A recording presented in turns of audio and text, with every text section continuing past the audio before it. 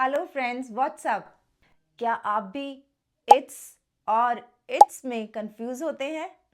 It's with an apostrophe and its without an apostrophe, ये commonly confuse terms हैं और शायद कुछ लोग तो इस बारे में सोचते भी नहीं हैं कि ये दो अलग अलग टर्म्स हैं और इन दोनों का मीनिंग भी अलग अलग है। तो आज हम ब्रेक डाउन करके समझेंगे it's with an apostrophe and its without an apostrophe.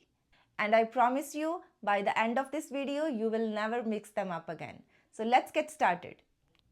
और हाँ, चैनल को अगर अब तक सब्सक्राइब नहीं किया तो अभी कर ले, so that you will never miss an update. So now let's get started.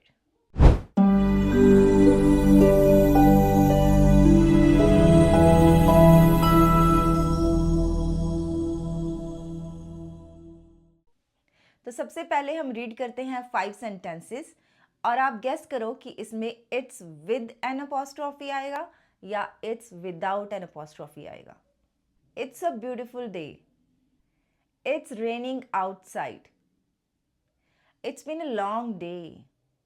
The company updated its policy. The dog chased its tail. तो अब बात करते हैं इट्स विद एन अपोस्ट्रोफी, उसका यूसेज क्या है। तो ये वाला इट्स कॉन्ट्रैक्शन होती है इट इज की या इट हैज की। तो दोनों में से कुछ भी हो सकता है, ये इट इज भी हो सकता है, इट हैज भी हो सकता है।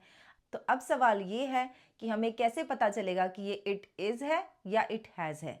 आसान है, तो अब इसको समझते हैं। देखिए, it's raining outside, it's been a long day. तो हमने क्या करना है, इन सेंटेंसेस में मेन वर्ब को देखना है। जैसे कि फर्स्ट सेंटेंस है इट्स रेनिंग आउटसाइड, तो यहाँ पे मेन वर्ब क्या है, रेनिंग। तो हम ये वर्ब की फर्स्ट फॉर्म के साथ आईएनजी कहाँ लगाते हैं, हम कंटिन्यूस टेंसेस में लगाते हैं। और ये कौन सा टेंस है, प्रेजेंट कंटिन्यूस है। तो प्रेजेंट कंटिन्यूस टेंस में हम कौन सी वर्ब यूज करते हैं, इज एम आर। तो ये क्या है, इट इज रेनिंग आउटसाइड। तो इसी तरह से दूसरा सेंटेंस है it's been a long day. तो यहाँ पे मेन वर्ब क्या है, बीन। और बीन क्या है, थर्ड फॉर्म ऑफ बी। वैसे तो बी की 8 फॉर्म्स होती हैं, लेकिन बीन क्या है, इसकी थर्ड फॉर्म है, बी वॉज बीन। और हम थर्ड फॉर्म किसके साथ लगाते हैं, हैज़ हैव हैड के साथ। लेकिन यहाँ पे एस है तो हैड का तो सीन ही खत्म हो गया। तो ये क्या है, it has been a long day. ये वाला इट्स होता है पोजेसिव प्रोनाउन। पोजेसिव प्रोनाउंस को हम यूज़ करते हैं ये बताने के लिए कि कौन सी चीज़ किसके साथ बिलोंग करती है, मतलब कौन सी चीज़ किसके साथ संबंधित है।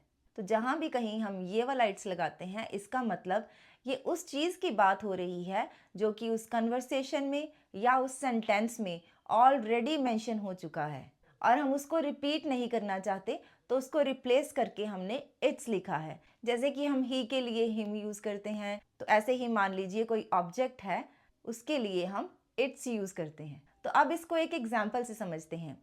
The company updated it's policy. तो कंपनी ने अपनी पॉलिसी को अपडेट किया। तो यहाँ पे इट्स किसके लिए यूज़ हुआ है, कंपनी के लिए। हम 2 बार कंपनी नहीं लिखना चाहते, हम ऐसे नहीं कहेंगे the company updated the companies policy. ठीक है, तो हमने क्या किया, the company updated it's policy. तो ये क्या है, पोजेसिव प्रोनाउन है और इसमें अपॉस्ट्रोफी नहीं लगता। तो अब हम ये देखते हैं कि हम इसको चेक कैसे करें। तो आपने क्या करना है, जैसे ही कोई सेंटेंस है उसमें आपने पहले इट्स जो है कॉन्ट्रैक्शन वाला वो लगा के देखना है। अगर सेंटेंस का मतलब ठीक से निकलता है तो ठीक है, नहीं तो बिना अपॉस्ट्रोफी वाला इट्स। देखिए, इसको आसानी से समझते हैं। अब ये सेंटेंस देखिए, the dog chased its tail. तो यहाँ पे जो इट्स है, पहले हम इसको कॉन्ट्रैक्शन वाला यूज करके देखेंगे और उसको खोल के देखेंगे। कैसे खोल के, जैसे the dog chased it is tail, या क्या हो सकता है, the dog chased it has tail. क्या आपको लगता है these sentences make any sense? नहीं, इन सेंटेंसेस का कोई मतलब नहीं निकलता। तो यहाँ पे कौन सा इट्स आएगा, बिना अपॉस्ट्रोफी वाला। तो यहाँ पे क्या आएगा, the dog chased its tail. अब हम नेक्स्ट सेंटेंस देखते हैं, इट्स अ ब्यूटिफुल डे। तो फिर से वही फॉर्मूला लगाएंगे, पहले कॉन्ट्रैक्शन वाला इट्स लगाएंगे।